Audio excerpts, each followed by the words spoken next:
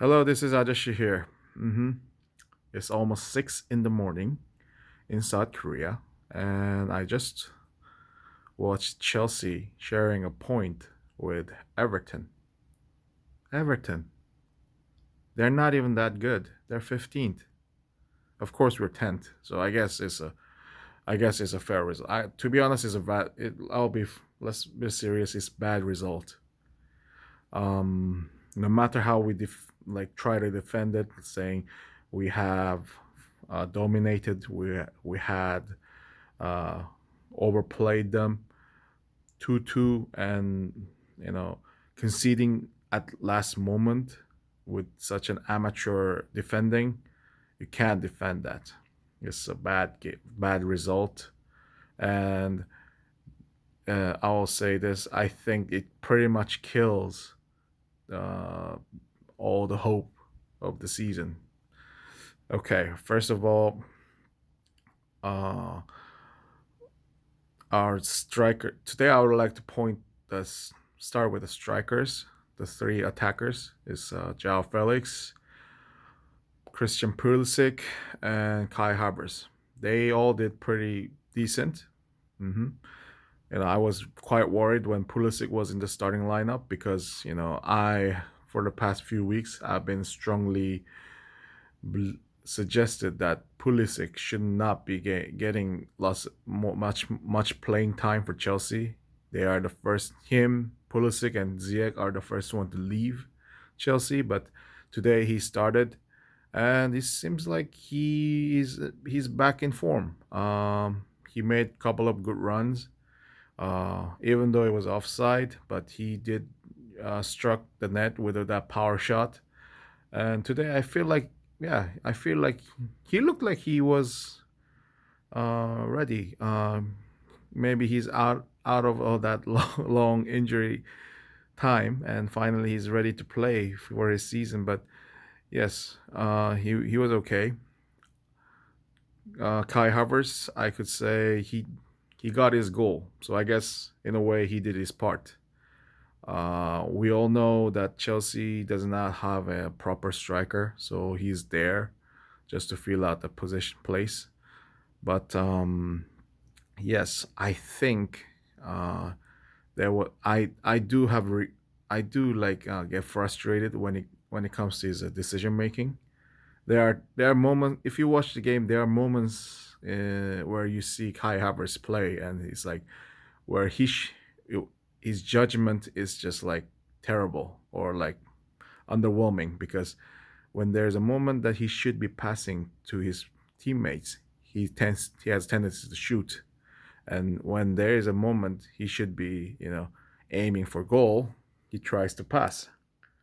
That's what's happening with Kai Havertz. That's the big problem, because I do see him making lots of movement, when he and I see him trying to open rooms for his teammates. So there's still talent within him, but his his judgment skill has to improve vastly if he wants to be a top player. Jao Felix today, yeah, I think he's even he got the goal today. I think he was the best among these three. He still showed his some neat footwork. Um, his dribbling was good. His passing, he showed some good vision when it comes to pass. Yeah. He scored his second goal of the season. Yay, hooray, yeah. After a month. Yeah, but today I think he was the best in the attack. Our midfield was Enzo Fernandez and Mateo Kovacic. I think they did their part. Enzo Fernandez, fantastic as usual. I I keep on emphasizing that this man is one of the best talent in Europe, and at the moment, we are very lucky to have him. It's just that it's very strange to see that we have one of the best talent in Europe, but still we're not getting proper win, proper like consecutive wins. Uh, so is Mateo Kovacic. Today he was a captain, and yeah, he did okay until he gets substituted.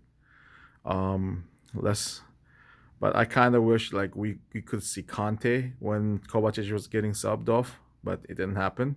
But still, he did his part. So is our fullbacks, Rhys James and Ben Chilwell. Ben Chilwell, yeah, today he did fine. So is Rhys James. He actually won us penalty, that which is one of the best moment in the game. hmm our defenders, back three, Fofana and Badiashil and Koulibaly. You know what? I was almost satisfied with them today. Almost. Like I would have like given them a good rating if they would like manage if Chelsea managed to win today, but it did not happen. Uh, Fofana today he tried to move the ball forward, which is good to see. I can see his physicality, his speed. It works. And Badiashil was quite solid. So was Koulibaly.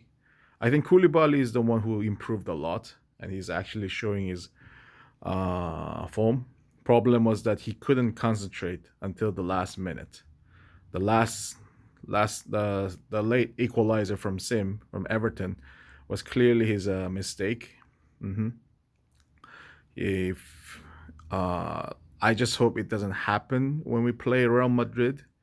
See, we have to stay focused, especially in the biggest stage in the European Champions League. Kepa today, yeah, I've been giving him a very good rating for the past few weeks. You see, he did show some incredible reflexes in the past few weeks, past few games. But today, I can't say I can't defend him today. Okay, the first goal, the first equalizer from Everton. Okay, that was his weakness. Air ball. I get it. Set pieces. He's not that good at it. But the second goal from Sim from Everton, he should have saved it. Considering his reflexes the, that he's shown in this season, he should have saved it, but he couldn't. Fine, 2-2. Okay. And then you know what? Starting 11.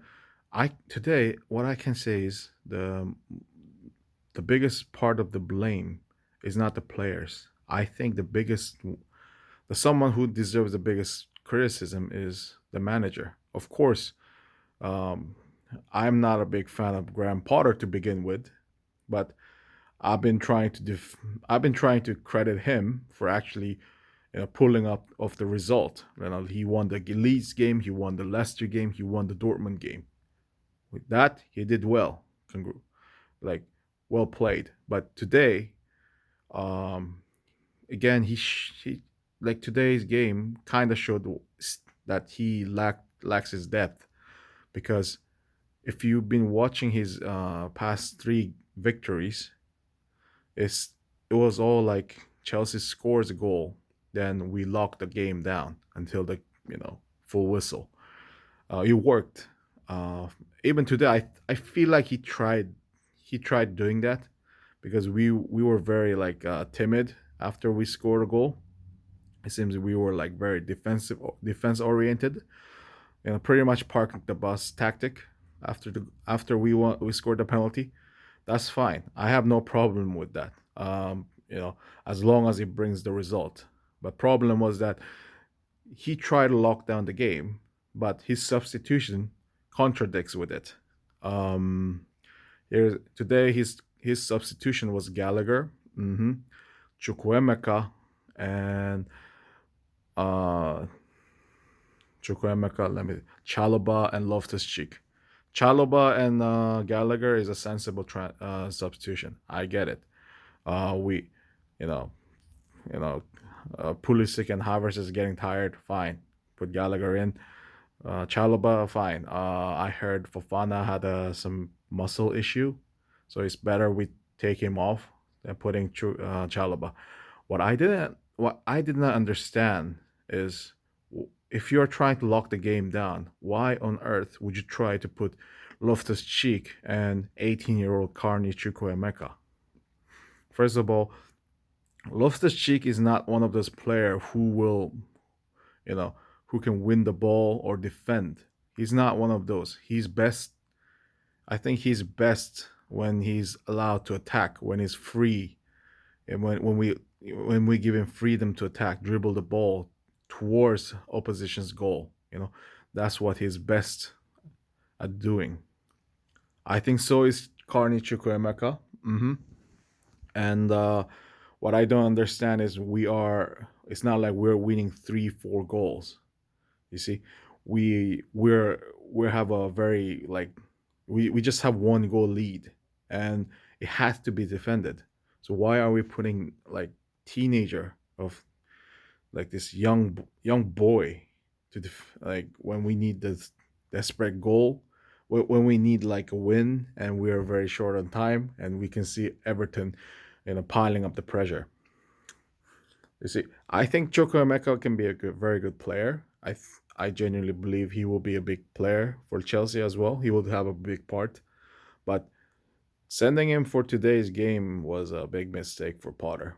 And you see, if if you want to build him confidence, if you want to give him experience, you know, don't put him on close games.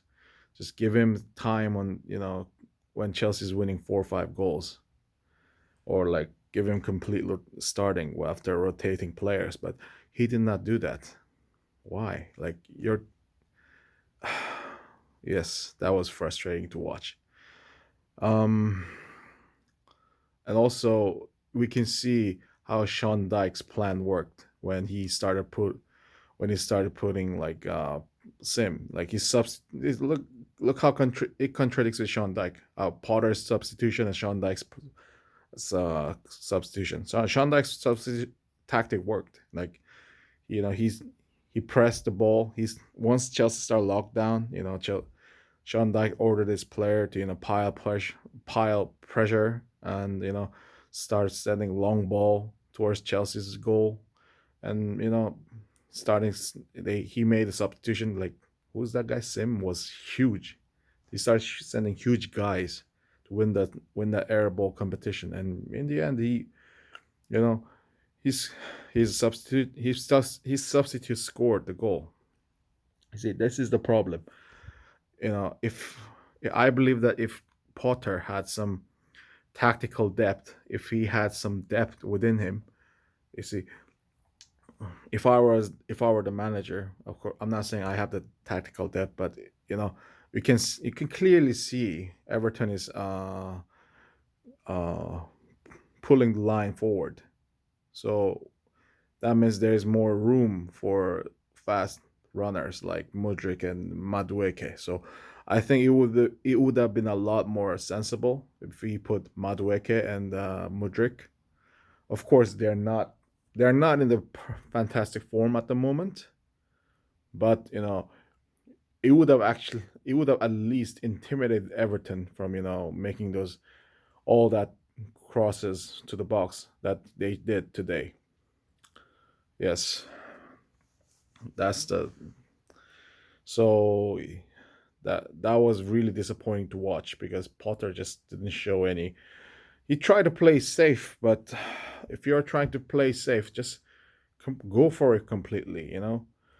Why would like you had Kukurea, okay? I mean, you could have put Kukurea, Chalobah. You could have just completely went for defense. Put Conte if you want to risk.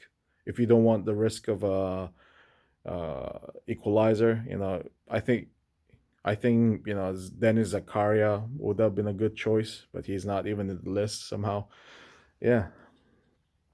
Uh, so this is the problem, I think. Yeah. So we should really sack Graham Potter. Like this, we shouldn't be like hopeful with Potter after the Dortmund game. Okay, he he made his comeback. That's great, but in long term, he's not gonna do Chelsea any good because such a inept manager extending the lives of an inept manager will ultimately damage the club because uh, if Graham Potter is just like lower table team manager, he will end up in a lower table team, he will be happy to continue his career. But Chelsea isn't. The fans are not going to be happy. Chelsea fans are not. We are not happy, just experiencing 10th place without any improvement, any promises that will change. So I did hear there's a rumor that Zinedine Zidane might be a Chelsea manager. I think, I'm someone who thought, Zidane has been out of managerial job for a long time, so he might be out of touch. But if I compare with Graham Potter, holy hell, man, I wouldn't mind Zidane. Bring him right now. Um, and some extra things I would like to put like just talk is Mason Mount wants to leave Chelsea. You know what? We don't have to be desperate for Mount. Of course, it hurts. If we lose him, it will be very painful to watch because he's one of our. There was a time I used to call him Prince Mount because I think he will, and I think he will be, the heir for true heir to John Terry or Frank Lampard for Chelsea. He will be a legend at Chelsea. But if he wishes to live, for like because he's not, he thinks he should be getting more wage. He can leave because on on football pitch, especially this year, his performance, he doesn't deserve to be like those top paid players. Yeah, and let's mhm. Yeah, there's that because if he wants a bigger paycheck, if he wants a bigger wage, then he should be netting more goal. He should be leading Chelsea to more victories. So that's what I would like to say as well. Anyway, international break is coming up, and then we're gonna be playing our Champions League against Real Madrid. Um at least during the international break, I can sleep or not without worrying about this Chelsea team. I guess I'll sleep well, but the pain will come back once we started playing Real Madrid. And let's try not to forget that today's Everton game was must-win game for us because Chelsea have out of now what we Chelsea has like what 11 games, and out of there we still have to play Man United, we still have to play Man City, we still have to play Everton, we still have to play Arsenal. Do I think Chelsea can pull a point? Do I think Chelsea can actually beat any of them? You know what? Chelsea can beat all of them. Problem is, uh, though, there has to be one change. We have to change the manager. Graham Potter is not gonna do anything for us. Um, the today should have been a day that Chelsea leaves this dreaded 10th place in the table, but we failed deservingly because we have a terrible manager. Thank you for listening to this dumb man's babbling. Anyway, enjoy. Let's try to enjoy what we have at the moment. hmm Thank you very much.